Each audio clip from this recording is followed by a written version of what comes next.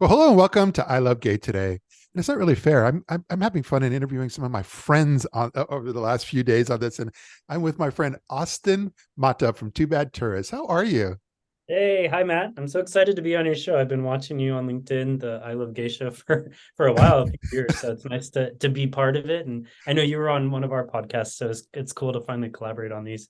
I had such a great time with you guys on you and David on your podcast, and but for those that don't know, I mean, you and I, we our lives intertwine between so much online and our engagement and virtual connections, but then also we have the opportunity. We're connected in the real world quite often. Definitely, we see each other. I mean, at least once a year, usually. Yeah. Every once in a while, maybe twice at some, but it tends to be like travel events and conferences and stuff like that. And because I have all these notes of things like I have way too much to chat with you about. But when you talk about that, that's where I can't wait to see. If I don't see you in between now and October, I'm looking forward to seeing you in Japan because IGLTA convention is going to be there. And I will tell you, my husband's joining me as well, and he's putting together like a larger Japan trip. So we're going to be in Tokyo, Kyoto, and Osaka. So I look forward Yeah. to spending time where all of us are together. Me too. I'm super excited. I know a lot of people because most people are flying from quite far to Japan. They're always they're going to be adding on either before or after. So I think I'm staying 4 or 5 days after as well. Oh, nice. So yeah, we'll find some really good opportunities to connect. Definitely. But mostly, I just, I think a lot of folks know who you are, and Too Bad Tourist has been out there for so long, and really focused so specifically on LGBTQ travel. But I don't know. I just think you've got some really unique things to talk about, and especially because I find that in the world that you're in, you started out where it was just a world of influencers, and they started being calling content creators, but you're in this world that in travel and influencers, but you've really been able to make a business out of it, and I would just say that I think you're unique because not only are you creating content, but you're also marketing yourself and marketing other tour companies as well, and you're selling travel. And so, yeah, tell us a little bit about that journey. So I'm going to first say that I've been doing this so long. The word influencer didn't even exist when we started doing what we did. We were just called bloggers, right? Yeah, So yeah, when David and I started, I think it was 2012 was the year that we started our website. Instagram, it either didn't exist or it had just launched and it wasn't mainstream. So the only social media platforms were really Facebook and Twitter and I think YouTube. yeah. And maybe some people on YouTube were sort of doing this thing that we, kind of talk about influencing or Yeah. like creators, but that terminology just didn't exist. So like when we were doing travel blogs or, if someone started a fashion blog or whatever, people just called them bloggers. And Yeah. that was kind of the term. And then yeah, a few years later, I think when Instagram got really big, I think that's when like someone kind of coined the term influencer. And now even the term is more like to creator now as opposed to influencer. So Yeah, yeah, yeah. so we've kind of done like the whole sort of arch, blogger, influencer, creator. But yeah, I guess the way that I sort of think of us is we started off as content creators, right? We were just really writing on our website, creating travel content about the places that we went to and that we visited and tips that we learned. And then we sort of supplemented that with social media. But yeah, over the years, like you said, like we really tried to find a way to be more than just a blogger or an influencer, but to take like this audience that we created and build a business out of it, right? Like, how do we create more and more value or more and more products or more things that we can offer to our audience over time? And so that's kind of how we've gotten to where are like, I guess it's been 11 years now. Yeah. But no, that's if we just focus on the fact that you're now selling travel. So one of the big things you're doing is you're putting together your own groups and group travel. I see cruises listed on your site a lot, but the part that's near and dear to my heart is that you're also doing local gay tours in Madrid where you live, and food tours. So it seems Yeah, like that mix is working well for you.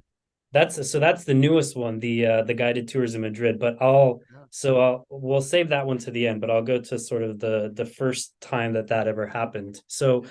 I remember I used to like you, I attend a lot of travel conferences. And in the early days after we started our website, I was attending a lot of the conferences at TBEX, which is I think stands for Travel Blog Exchange, but it was the conference that was designed for travel bloggers, now for content creators.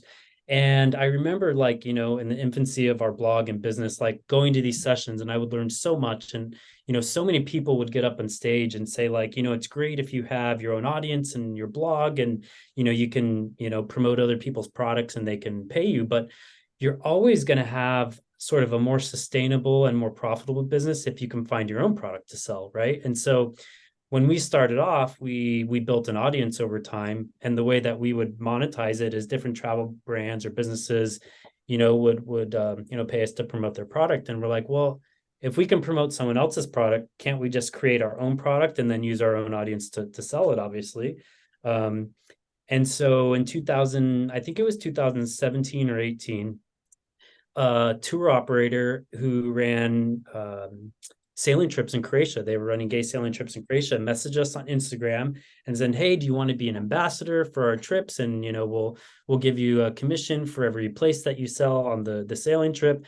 And I saw it and I looked at it and I was like, I don't want to do that. And I just ignored it for like 6 months. And then at one point, David and I were chatting and I mentioned the opportunity because I don't think I even told him. And he was like, well, that actually sounds kind of cool. And then the thought in my mind came back to that, like, travel conference where I was like, well, actually, that will be our own product. And what better product could we have to offer our audience than a travel product, right? And so in 2018 was the first year we promoted a sailing trip, a week-long sailing trip in Croatia to our audience that we attended. And then, yeah, anyone that we brought along from our audience, we got a commission from. So that's how like the group travel started.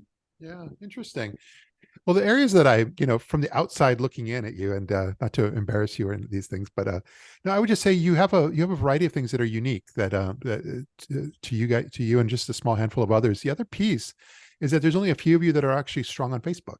I would say a lot of influencers kind of shun Facebook as something their parents and their grandparents enjoyed, but you guys have a strong following on Facebook. And then I would then say, when it comes to your marketing travel, I think I can safely say you are the dominant marketing company when it comes to LGBTQ tour operators, and it seems like Facebook is the strongest area for you. So I would definitely say on the social media side, our largest following across all of our platforms is Facebook, right? Yeah. So, and that might just be the nature of the fact that when we started, like it was Facebook and Twitter, and so we had years of developing that audience and growing over time before Instagram or TikTok or anything ever existed. So I think we just kind of leaned into the platform where we already had the audience. Yeah. Yeah. But the other difference with, platforms like Facebook versus Instagram or TikTok is Facebook is really good at driving website traffic, right? Like you can share links and it drives website traffic. And that's really good for us, promoting our own trips.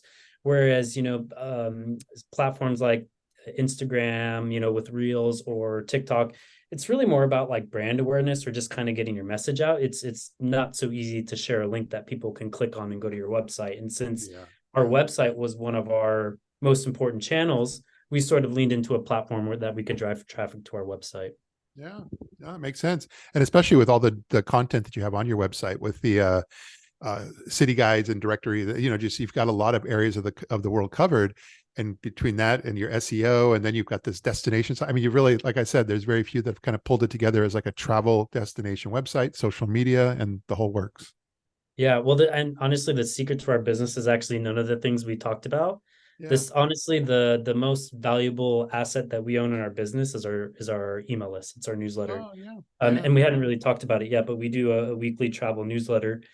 And we've been building that email list since I think 2014, so it's about 10 years. Yeah. And we have 115,000 subscribers. And so that, I mean, for us is honestly our most valuable asset. And you and I were talking about this, before we went live on this call, but as much as it's great to have these digital platforms, whether it's your website that Google's referring traffic to, or Facebook or TikTok, like in theory, all the social media platforms, like I kind of refer to it as like, rented land. You're like building your business on rented land, right?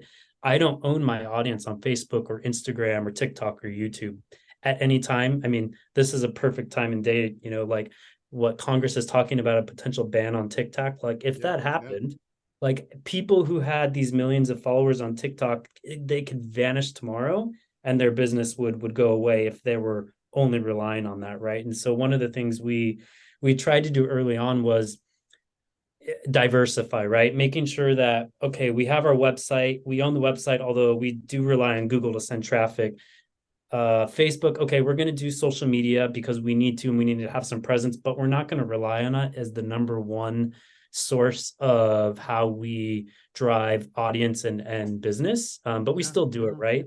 But that's where the email list is super unique in that of all the digital marketing platforms, it's really the only one that you own 100% and you don't rely on another tech platform to drive, audience and traffic to it. So we really leaned into that. Yeah. I agree with you completely. And I would just say almost everything that we deal with, sadly, is in some way, shape, or form rented land because Yeah, yeah, sure. to send the emails out in a successful way, yeah, we all work with an email service provider. But even our websites, we think, oh, well, that's ours. But even then, you're renting space on someone else's server, and For sure. unless you've got a server in your bedroom and a T1 line coming in, which is a very old school way of doing it, which none of us do. Yeah, like I think it's a little scary sometimes that at the end of the day, we're dependent upon this infrastructure to keep everything going. We definitely do. I guess the benefit with the email is I think there's just a lot more service providers that provide that, right? Like if Amazon, I think we use Amazon on our backend. So if they cut us off, like I can go find 100 other people. But when there's social media platforms, I mean, you're talking about like three or four, right? So there's just a lot more flexibility in it. But like I said, like we do depend on social media, largely, for visibility, like everyone else does. It's just I think one of the things that I learned over time is just moving from just creating content and being an influencer or having a website is how can we diversify everything that we do, our revenue streams, our online channels, so that if one of them does get cut off or something happens, our Instagram channel gets hacked or whatever, Oh we're yeah. not totally screwed, right? So I guess if our newsletter somehow got cut off, yeah, we would take a hit, but we still have Facebook, we still have our website, we still have, Oh yeah. different channels that we can then lean into to kind of recover. And I'm an optimist. I think that overall, especially because we're all diversified, so we should be okay in those regards. We'll be fine, yeah. Yeah, but I loved it also on some of the content you created. You were just recently in Florida, and you guys earlier this year, and you did this whole like 4-day road trip from Key West, and I loved following you on that. Oh, thank you. That was such a fun trip. So funny, like I've heard for so long, like how great like the Florida Keys is, and I've been to Key West twice, but only on a cruise stop. So like when you go on a cruise stop, you really don't get the essence of like a destination. So this was the first time that I've been to Key West, and we stayed in Key West for 2 nights, but then did a road trip. So basically, I would definitely recommend anyone who wants to visit Key West and the Keys, definitely try to do a road trip if you can, one way or the other, right? I don't think you necessarily need to drive both directions, but what we did is we flew in from Fort Lauderdale, but you could fly from Fort Lauderdale or Miami or wherever else you're coming from, and then stay a few days in Key West, and then yeah, rent a car and then drive the Keys because it's such a cool experience, like Yeah, driving on, I think it's like what, the 7 Mile Bridge where you're yeah, driving, there's just nothing but ocean all around you. So it was really cool. Key West was fun because it's obviously like a big LGBT destination, but then we got to see like the other parts of the Keys, which are like more chill. We had like yeah. this nice beachside hotel, and so it was a nice mix. Nice. And it's kind of wrapping up. We're working on a project over the next few months, and it's really going to be focused on bringing to light the stories and understanding better LGBTQ seniors travel. And that seems to be like a very strong area of interest that's growing. But just overall, especially with some of the tours that I see you put together, LGBT seniors have been a strong part of your travel and tourism over the last few years as well. Yeah, yeah, they definitely have. It's funny. So, like, because we have a big social media presence, people tend to think of us as like content creators or influencers. So they sort of assume that all the people that come on our trips Yeah, are like young. yeah, And even the people who come on our trips, a lot of times they're older people, and they'll email us and they say, "Will I fit in? I'm 55 and I don't want to go on a trip with a bunch of 20 or 30-year-olds." And the funny thing is, actually, the vast majority of the people that do go on our group trips tend to be in that, slightly older range. Like I would say the average age ranges from mid 40s to mid 60s. That's sort of the average. But occasionally we do get someone who's younger, and occasionally we get some folks that are older. And especially on the cruises, I've noticed, because cruise travel is a much it's sort of an easier way to travel. And the being on a ship, it's like a comfortable way to travel. You don't require a lot of like moving around. We get older folks that go on there.